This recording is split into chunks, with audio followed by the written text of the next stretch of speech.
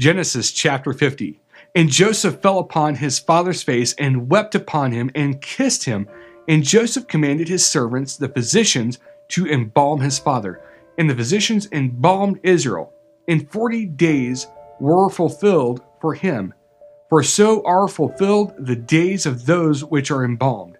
And the Egyptians mourned for him 70 days, or 70.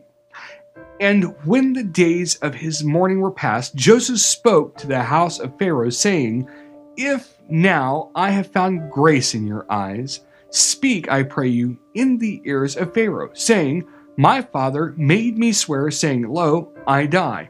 In my grave which I have dug for me in the land of Canaan, there shall you bury me. Now, therefore, let me go up, I pray you, and bury my father, and I will come again. And Pharaoh said, Go up and bury your father, according as he made you swear. And Joseph went up to bury his father, and with him went up all the servants of Pharaoh, the elders of his house, and all the elders of the land of Egypt, and all the house of Joseph, and his brethren, and his father's house. Only their little ones, and their flocks, and their herds they left in the land of Goshen.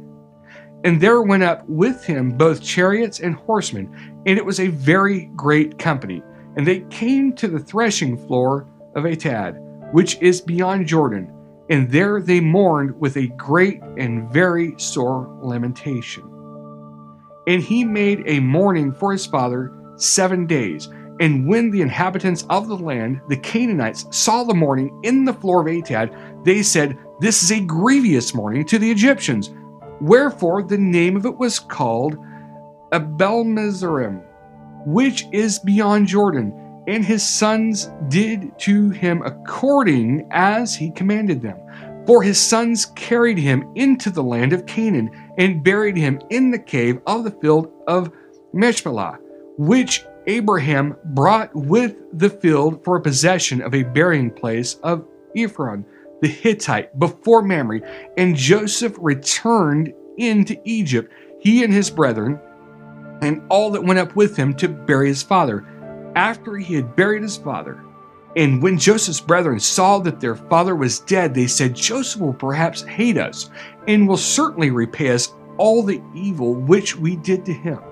And they sent a messenger to Joseph, saying, Your father did command before he died, saying, So shall you say to Joseph, Forgive, I pray you now, the trespass of your brethren and their sin, for they did to you evil.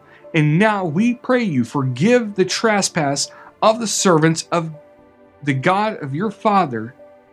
And Joseph wept when they spoke to him.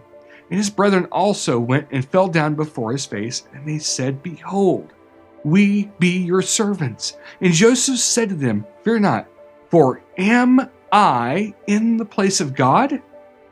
But as for you, you thought evil against me, but God meant it for good, to bring to pass as it is this day, to save many people alive. Now therefore, fear you not. I will nourish you and your little ones. And he comforted them and spoke kindly to them. And Joseph dwelt in Egypt, he and his father's house. And Joseph lived 110 years. And Joseph saw Ephraim's children of the third generation.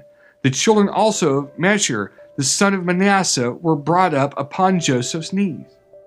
And Joseph said to his brethren, I die, and God will surely visit you, and bring you out of this land to the land which he swore to Abraham, to Isaac, and to Jacob.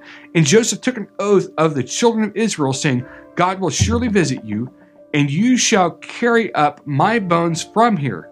So Joseph died, being 110 years old, and they embalmed him, and he was put in a coffin in Egypt.